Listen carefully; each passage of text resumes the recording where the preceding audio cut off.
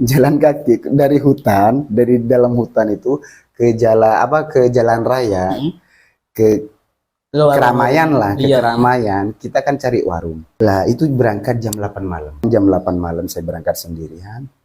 Lah, tidak lama dari pertengahan perjalanan itu saya diikutin.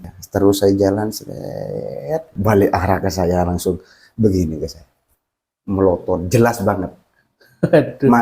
Sama wajahnya busuk, wajahnya busuk, matanya melotot. Nih, bukan kayak Pocong Mumun waktu dulu itu kan ada film Pocong Mumun, enggak seperti itu, lebih seram.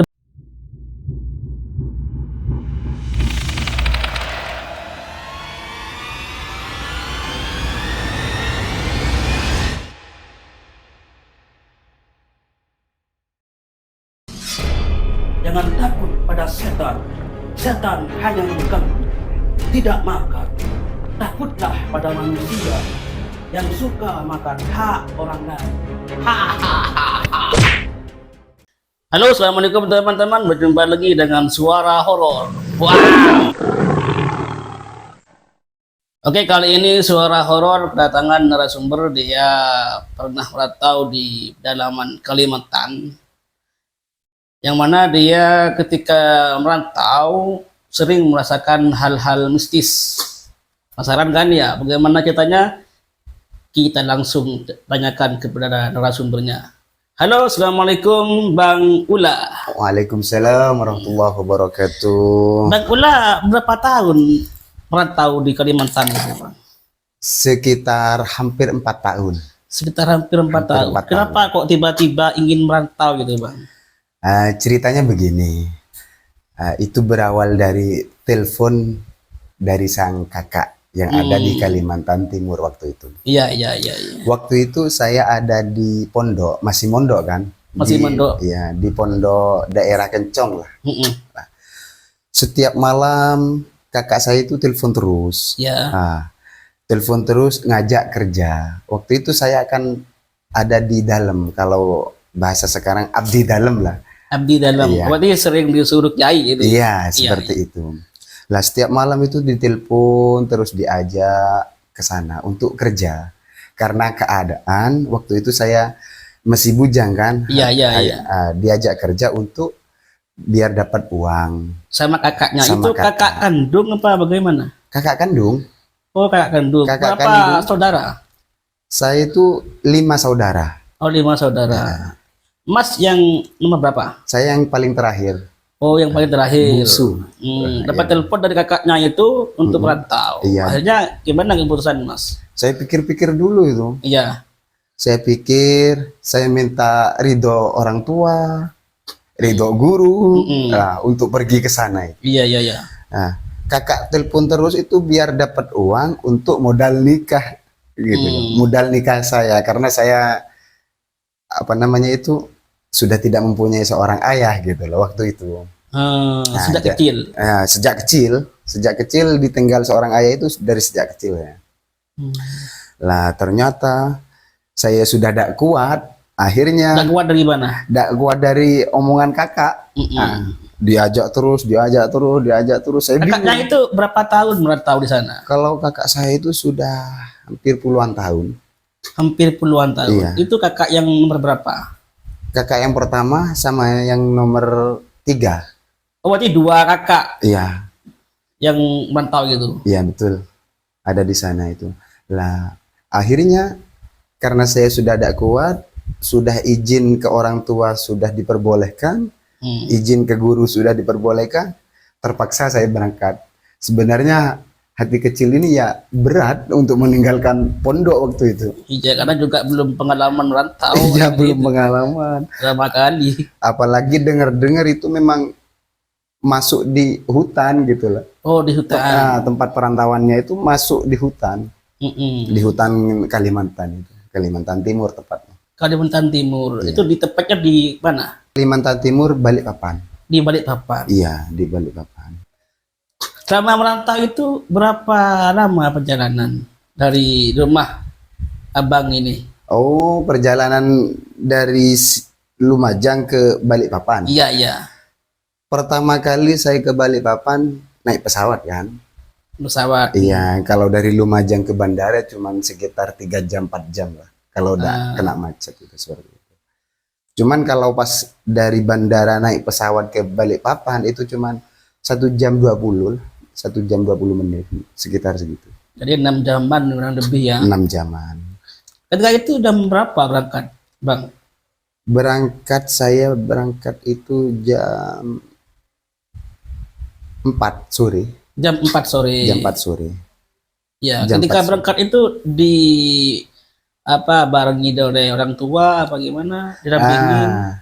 Waktu berangkat dari sini itu ada kakak sepupu saya yang nemenin saya ke bandara, dan juga kakak sepupu saya itu ikut juga ke Kalimantan. Juga, iya, merantau juga pada akhirnya.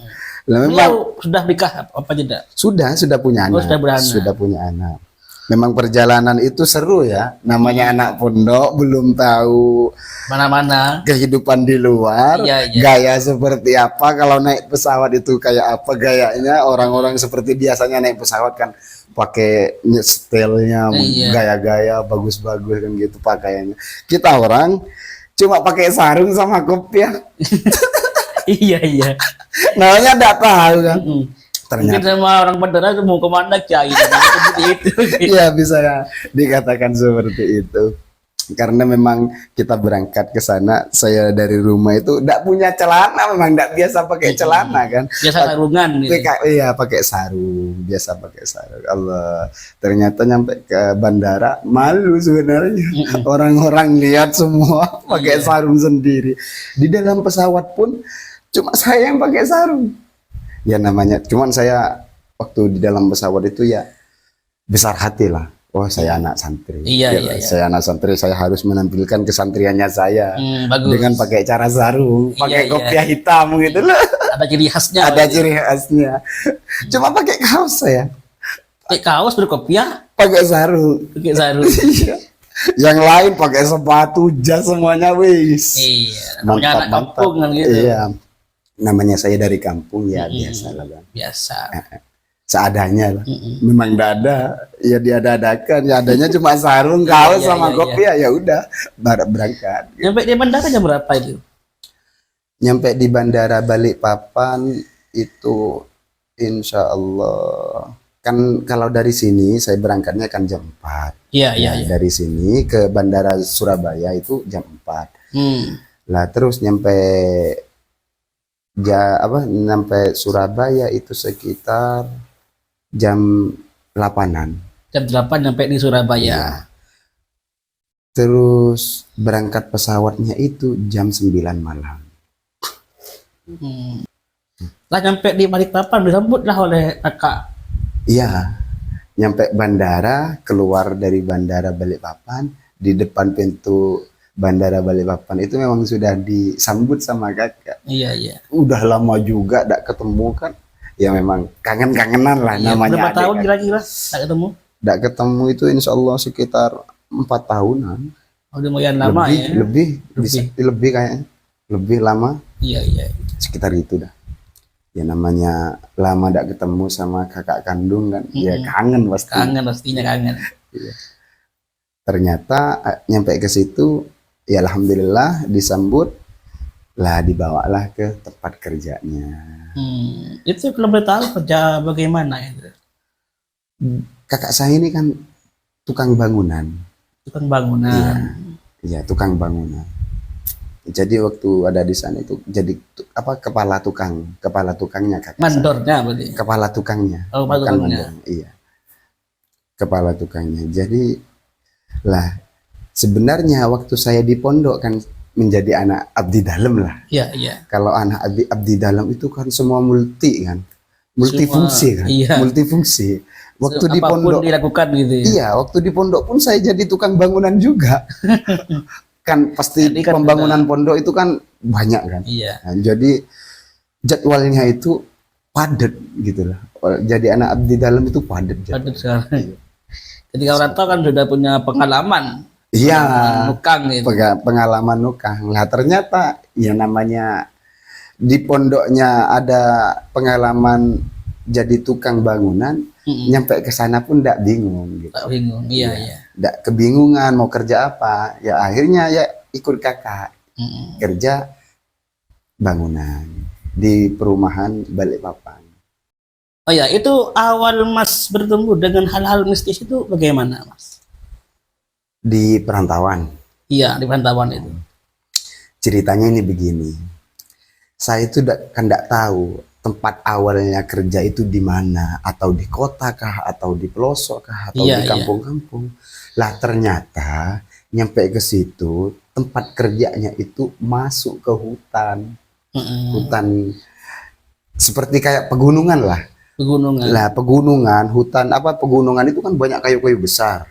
Ya, Berarti kayu itu tebing-tebing. ditebangi gitu kan? Iya ditebangi, digusur lah sama ekskavator, Mau dibuat apa? diratakan, dijadikan satu perumahan. gitu. Oh, perumahan. Nah, ternyata saya nanya ke kakak waktu itu, Kak, kita tinggal di mana? Tidurnya di mana? Ternyata jawabannya kakak, ya di sini. Kita nanti buat apa namanya? Buat gubuk kecil untuk bermalam, untuk beristirahat setiap hari di sini sampai selesai Di tengah pekerjaan hutan ini. itu? Di tengah hutan itu. Di tengah hutan itu. Nggak ada lampu, lampu nggak bisa masuk. Iya, iya. Pakai apa penerangan di sana? Pakai apa lilin, Oh, alah. pakai senter. Waktu itu kan masih sekitar waktu apa tahun 2013 kan.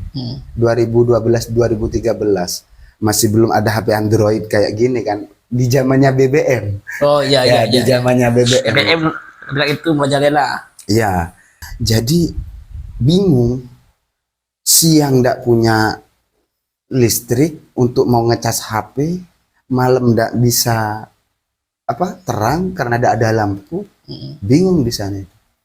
Jadi memang ndak ada lampu di tengah hutan itu, ndak ada lampu kecuali lilin, HP kalau ada baterainya pakai senter HP, Jadi kalau di sana kalau mau nanak nasi itu pakai kayu, berarti. pakai kayu, Pakai kayu. pakai kayu, pakai kayu di sana, pakai kayu. Terus kalau mau masak nasi itu airnya sulit di sana, sangat sulit. Jadi tempat buat mandi sama buang air besar lah kotoran. Iya, iya, iya. Lah itu air itu juga yang dibuat masak nasi. Saking nggak ada air lagi gitu. Iya, iya. Caranya pasti kan orang bertanya, Bagaimana caranya? pasti kotor kan? Iya, kotor. Sudah habis dibuat mandi, Hmm. dibuat bersih-bersih semuanya lah biasa. Nah, itu kan pasti kotor. Caranya subuh jam 4 itu kan air menggenang. Air menggenang. Kotoran yang di air itu kan minggir semua. Oh, iya, Kita iya. ambil tengahnya, baru kita buat masak nasi, buat kopi, ya air itu. Jadi kalau malam itu memang sangat seram di sana ya. kalau Karena dibilang, nggak ada lampu juga. ya sangat seram sekali. Itu awalnya gimana ketika bertemu dengan hal mistis itu? Begini, waktu itu saya malam-malam, ini kan kalau sudah malam itu kan kita keluar ke jalan raya, Ngapain? cari warung untuk ngecas HP. Oh, lagi gitu. Iya, Jarak dengan jalan aja itu jauh apa dekat? sekitar 2 kilo 3 kilo lah. Dengan Keluar. jalan kaki? Jalan kaki, tidak ada motor. Iya, iya, iya. Jalan kaki dari hutan, dari dalam hutan itu ke jalan raya, ke keramaian lah, ke Iya, keramaian. Kita kan cari warung, sekalian kita ngopi, ngerokok di sana, santai di sana sambil ngecas HP. Kenapa kok tidak ngecas pakai HP. sepeda itu? Sepeda motor? Nggak ada, Tidak ada ya. belum dikasih kendaraan sama Kendaraan. bosnya. Jadi terpaksa kita jalan kaki. Lah itu berangkat jam 8 malam. Jam 8 malam keluar, ya kan. Nah sekitar kan lumayan jauh 1 jam lebih keluar Iya, itu saya.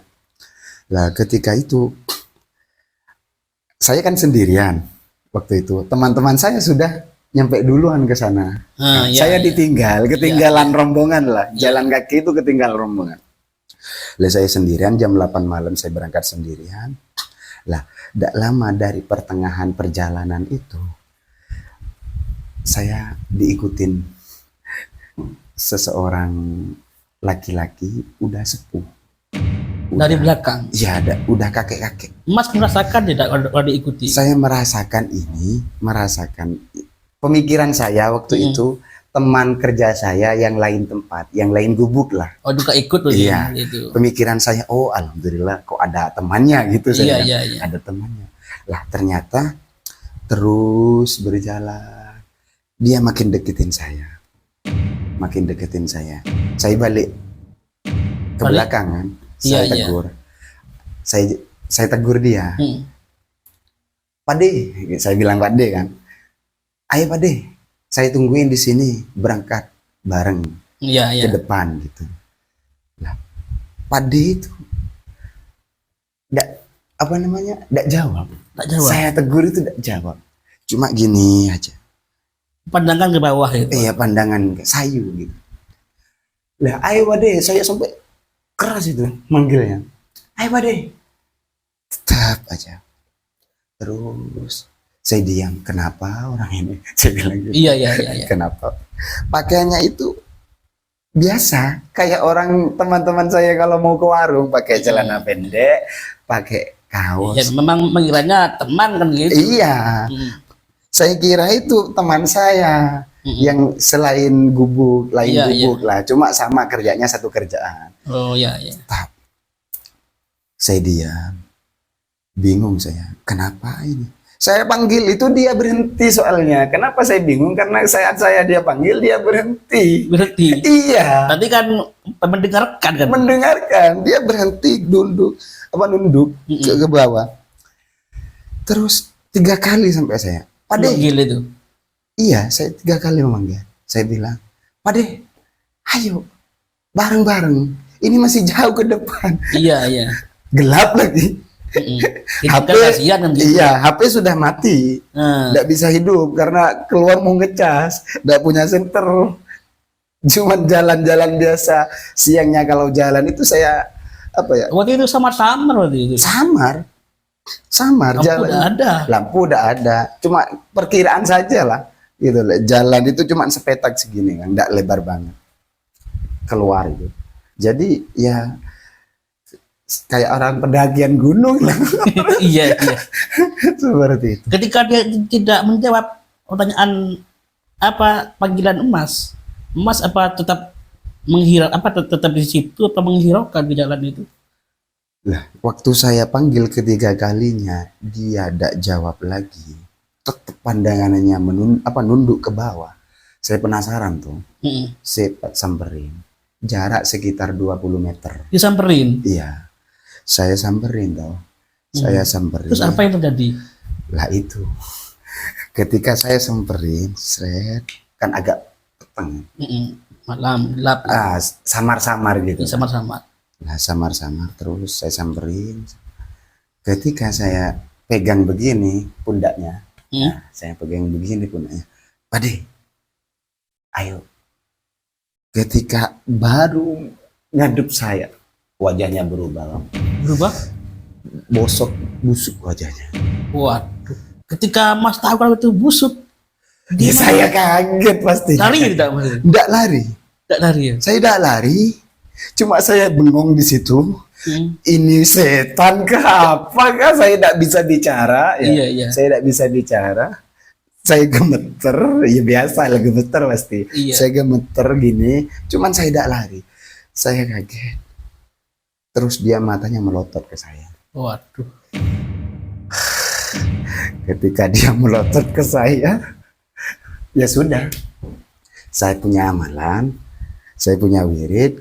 Ada bacaannya. Oh, ada pegangan. Iya, waktu saya di pondok. Iya. Saya ingat itu, saya bacakan. Saya baca, setelah saya bacakan, dia balik. Bukan hilang, tapi balik. Jarak 2 meter sudah hilang. Hilang, Mas. Setelah hilang Mas lanjut ke jalan itu? Saya lanjutin jalan dengan keadaan bingung, sudah perasaan campur aduk, bingung. Iya. Ini nanti di depan sampai ada pemikiran begini. Nanti di depan saya ketemu apa lagi? Sampai di situ, saya bingung bang, saya bingung terus jalan. Ternyata belum nyampe ke jalan raya, saya ketemu lagi. Sama Akid Abdi itu? Bukan, Bukan. bukan. Yang lain aja? Yang lain lagi, yang lain. Pocong bang, pocong. Dia saya begini, saya lewat kan jalannya, terus jalan. Ternyata saya melihat di depan, di sebelah, saya kan jalan ke arah barat itu. Iya, iya. Berarti saya kan di, ya pokoknya di sebelah kanan saya. Jadi di utara. Ya, di sebelah kanan saya itu, saya di depan jarak 10 meter itu sudah melihat. Sebenarnya, nggak tahu, masih samar, putih-putih Samar. saja, putih. Cuman saya di situ jalan sambil wiritan lah. Iya, iya, Ya, iya. biar saya tidak gemeter, biar saya tidak lari, biar saya tidak balik lagi. Iya, iya. Saya balik lagi ke dalam pun tidak ada orang bang, karena sudah di luar semua, tinggal saya yang di dalam. Nah, iya. Jadi saya Mau tidak mau harus lanjut. mau tidak mau saya harus lanjut gitu. Iya. Ternyata saya melihat putih-putih. Wah, di hati saya, oh ya sudah, sekarang ini nasib saya sudah. Saya tetap jalan. Cuma dalam keadaan badan udah tidak enak. Tapi sudah. dia tidak ganggu. Tidak ganggu ya. Enggak ganggu, cuma Menampak. menampakkan saja. Dia ngaduknya ke sini bang, apa membelakangi saya lah, Walah, iya. membelakangi saya. Terus saya jalan seret, nyampe belakangnya itu kira-kira antara saya di sini dan ini kan sebelah jalan kan, Iya. lah saya di sini, pocongnya ini di sini, lah deket banget dah, nah, kayak begini dah. Nah, ternyata dia balik arah. Pocong ya. Iya, balik arah ke saya langsung begini ke saya. Melotot, jelas banget. Aduh. Sama wajahnya busuk, wajahnya busuk, matanya melotot. Nih, bukan kayak pocong mumun waktu dulu itu kan ada film Iya, pocong iya, mumun, iya. enggak seperti itu, lebih seram, Lebih seram lagi. lebih seram lagi. Saya pun gemeter banget waktu itu dah bang, gemeter. Saya melirik, terus saya nunduk, saya jalan sampai tidak ketemu kalau di depannya itu ada kayu, saya jatuh. Jatuh. Iya kan, namanya kan gak ada penerangan. Iya, tidak ada penerangan. Di depan itu ada kayu, habis ditebang. Saya lewat, melirik itu, saya jatuh di situ. Ternyata, subhanallah, saya jatuh, saya melihat pocongnya seperti itu. Dia ngikutin bang, Walah. ngikutin saya begini. Terus ngikutin. Lah ternyata, waktu saya begini, seret, mundur dengan apa ngesot itu. Iya, ngesot. Dengan ngesot, tidak ada sudah. Alhamdulillah, saya bingung sudah bang, saya bingung. Saya balik lagi, ternyata ada di belakang saya bang, langsung berdiri begini. Wah. Allahu Akbar. Waktu itu saya memang udah pasrah dah, Pasrah. pasrah, Tidak baca amal-amalan lagi gitu. pasrah sudah. Sudah lupa kewiritan yang saya baca itu, sudah pasrah sudah. Waktu saya balik, dia ada di belakang saya, dia tetap melotot begini kepada saya. Saya bingung. Saya berdiri pelan-pelan dengan badan yang gemeter. Saya nanya, saya beranikan. Nanya. Iya, saya beranikan. Waduh. Sempat nanya. Saya beranikan. Kamu kenapa mengganggu saya? Mm. Cuma badan ini udah gemeter. Kalau Iya, orang iya, iya. udah gemeter nanya itu gimana ekspresinya, kan udah Udah lain. Ngomong kan. itu udah gimana? Gemeteran lah, Iya. udah belepotan kan. Saya nanya, kamu kenapa ganggu saya? Mm. Tadi di belakang saya sudah diganggu sama kakek-kakek. Sekarang tinggal kamu yang mengganggu saya. Mm. Saya mau keluar karena saya mau cari penerangan. Di dalam tidak ada lampu. Iya. Dia tidak jawab bang. Tidak jawab dia. Terus saya bilang, kalau sekali lagi saya ke depan kau mengganggu saya beranikan itu dah bang. Iya. Karena saya ingat katanya mbah saya itu nanti, memang saya ingat dulu mbah saya. mbak dari ayah saya itu, saya pernah bilang ke saya, Le, nanti kalau kamu ketemu seorang hantu atau apa, bilang aja, jangan kabur, bilang aja, kau mau mati 2 kali atau pergi, katanya. Pesan mbak saya itu begitu. Sudah mati, mati lagi. Lah iya. Ternyata akhirnya saya bilang gitu ke pocong itu. Dengan keadaan gemeter saya bilang, kalau sekali lagi kau ganggu saya akan matikan kamu 2 kali. Saya bilang. Saya tunjuk bang, cuma gemeter ya bang. Iya. Gini ini tangan ini gini dah. Iya. Bukan gagal gini Bukan sudah, gagal. bukan gagal lagi tapi gemeter. Saya akan matikan kamu 2 kali. Saya tidak ganggu kamu. Jangan ganggu saya lagi saat saya lewat di sini ataupun saya waktu di dalam nanti. Karena di dalam lebih seram keadaannya. Lebih seram keadaannya. Gitu loh. Kayak apa di dalam itu? Kalau di dalam itu kita itu ada beberapa gubuk ya. Iya. Ada beberapa gubuk. Itu kalau tidak salah sekitar 10 gubuk. 10 gubuk. Iya, cuma beda-beda orang. Beda orang. Iya, dari kota-kota lainnya itu kumpul di sana. Di gubuk itu memang nggak ada penerangan. Nggak ada. Gitu. Ini kan gubuk bang. Gubuk. Sini gubuk. Belakangnya ini udah apa namanya itu? Hutan. Udah hutan. Dan di belakangnya itu ada kuburan. Kuburan. Ternyata di iya. hutan itu. Iya. Kenapa kok saya tahu itu kuburan? Iya. Waktu saya libur kerja, saya ke dalam kan, naik ke atas kan, naik ke atas, saya cari, pengen tahu apa sih di dalam itu. Iya. Di dalam itu apa isinya? Nah ternyata saya ketemu satu kuburan di dalam. Kuburan kuno sudah bang. Kuburan siapa ya? Di dalam hutan. Kurang tahu. Lah ternyata di kuburan itu, subhanallah, kuburan itu ketika saya melewati kuburan itulah yang menyesatkan saya. Misalkan gimana? Menyesatkan saya di dalam hutan. Berarti nggak pulang-pulang gitu, Mas di dalam hutan itu? Hampir setengah hari bang, saya kan pagi ke sana. Iya. Nah itu kan pagi sekitar jam 7, udah sarapan kan. Saya sendiri masuk, saya ke dalam. Setengah hari, saya sampai dari pagi sampai sore. Padahal deket banget. Nggak pulang-pulang gitu. Tidak pulang-pulang itu. Padahal jaraknya dari gubuk saya ke atas dikit itu, kalau diukur dengan meteran itu, cuman sekitar 50 meter bang. Deket banget kan? Deket banget, 50 meteran, agak naik cuma ke atas. Tapi abang tidak melihat arah jalan itu nih.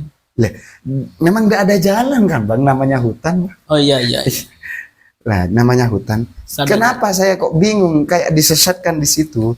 Karena waktu saya nyampe ke kuburan, saya balik lagi, turun ke bawah.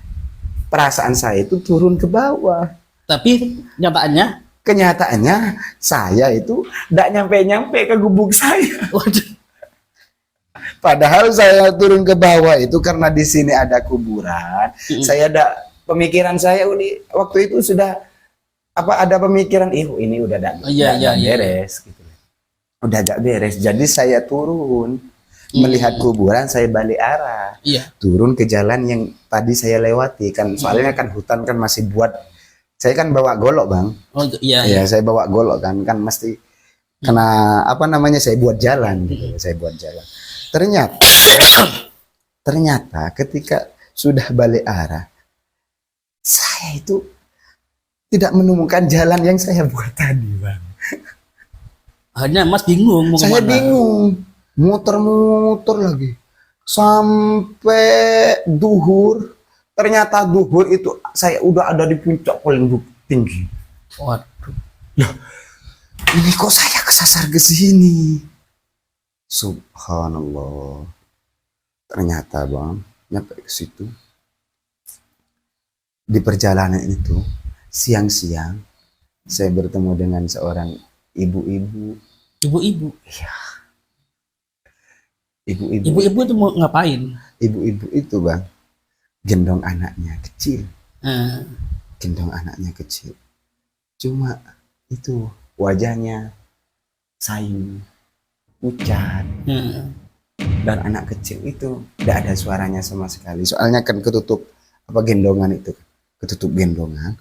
Jadi saya tidak kelihatan wajah anaknya. Cuma begini, Berarti bang apa jaraknya jauh, agak jauh dari ibu-ibu itu, sekitar 5 meter lah bang. 5 meter ya. Iya, jadi ada di seberang saya. Gitu. Saya terus jalan bang, buat jalan sambil ngelirik sih saya sebenarnya saya. Sempat ngomong nggak sama dia? Enggak, belum. Hmm. Cuma saya jalan, Hmm. saya agak ke atas kan. Jalan itu kan agak naik ke atas. Ibu-ibunya kan di sini kan. Lah, saya noleh terakhir kali itu, dia langsung noleh juga. Dia apa namanya? Noleh ke saya, nangis, Nangis kenapa? nangis. Dihampiri sama abang. Karena saya udah mempunyai pengalaman kemarin, Iya, rasa takut udah agak hilang. Gitu. Apa namanya itu? Saya turun. Saya tanya, Bu, kenapa ada di sini? Nangis dia, ada jawab. Bu, kenapa kok nangis? Cuma posisi saya ya ada gemetarnya dikit lah. Saya beranikan nanya. Ya, Bu, ayo turun sama saya. Ikut ke gubuk saya. Jangan di sini hutan, Bu. Iya. Ini kasihan adiknya yang masih kecil. Iya. Tak jawab lagi, nangis lagi. Itu sudah Ketika Bang. dia tidak menjawab, abang gimana? Ketika saya tanya dia tidak jawab. Saya duduk sebentar bang. Saya ini merasakan duduk di depannya saya bingung, saya nunduk. Ini ada apa lagi gitu loh. Jadi saya merasa saya itu sudah tersesat dari pagi Sampai sore. sampai duhur. Iya. Sampai duhur itu saya tidak ketemu jalan yang tadi saya buat itu. Saya sudah pasrah di situ, sudah bingung. Saya mau kemana gitu. Mau turun bingung, mau naik bingung, mau turun bingung, kasihan ibunya, mau saya tinggal kasihan ibunya. Iya. Nah ternyata bang, lama saya bang di situ bang. Lama ya? Lama. Sampai duduk saya sekitar 20 menit saya duduk di situ. Di depannya ibu.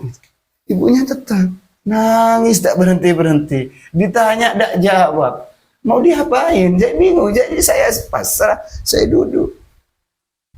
Ibunya tetap gendong dengan sambil menangis dia. Ya Allah, ini apa lagi? Lah ternyata bang, subhanallah. Itu awalnya abang menemukan jalan gimana? Menemukan. Menemukan jalan keluar sampai ke rumah itu. Lah ketika itu, saya kan masih di depannya ibu nih. Ketika saya merasa sudah lama duduk di depannya seorang ibu yang gendong anak itu, di dalam hutan itu, saya tetap termenung gini kan, tidak ngelihat sudah bang. Ketika saya sekitar, soalnya saya pegang HP kan, jadi saya tahu menitan itu dari jam berapanya gitu. Sekitar 20 menitan. Saya di hati ini mau pamit sudah bang. Saya begini, ya udah saya mau pamit dulu. Ketika saya sudah bilang mau pamit, di dalam hati awalnya kan saya bilang, cuma saya mau pamit lewat lisan nantinya. Gitu. Ketika saya mau pamit sudah, saya mau pulang, saya mau turun ke tempat saya. Saya kerja di sini, saya bukan kemana-mana tapi saya mau kerja.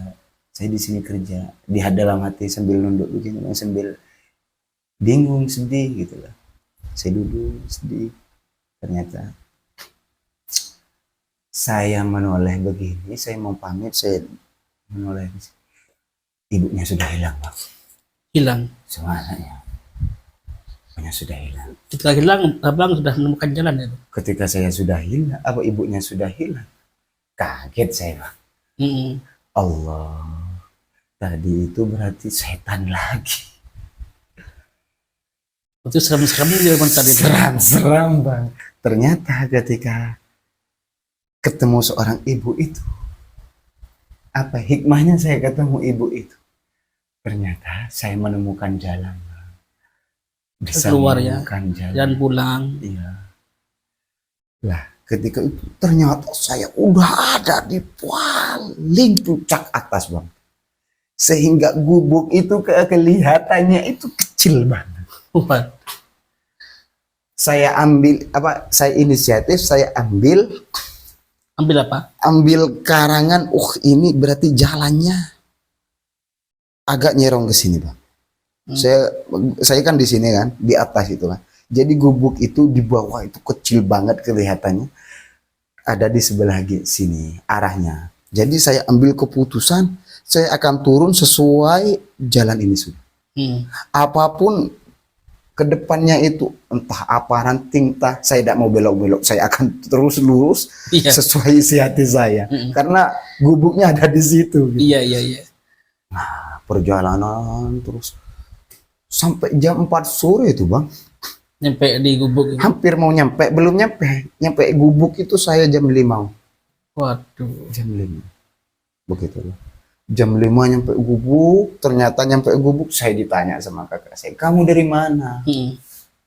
Saya tidak jawab jujur, Bang. Takut nanti dia kepikiran. Iya. Nanti saya tidak boleh kemana-mana lagi. Akhirnya saya simpan sendiri. Saya dari atas, Bang, lihat cari-cari kayu-kayu antik gitu. Saya bilang gitu. Udah dapat begitu. Ternyata ya udah, kalau belum makan sudah sama kakak. Oh ya, saya mau makan. Ya udah, alhamdulillah makan sudah. Ya, seperti itu, Bang. Oh, jadi memang di Kalimantan itu serem-serem ya, Bang? Tempatnya serem banget. Iya, di samping itu nggak ada penerangan juga. Ada penerangan, gelap gulita. Iya. Serem banget dah. Ya, Bang, terima kasih, Bang, sudah hadir dan berbagi cerita dengan kami suara horor. Oke, terima kasih. Bang. Sama-sama. Iya, bismillahirrahmanirrahim. Oke, jadi hal mistis dan hal nyata itu saling berdekatan. Maka waspadalah.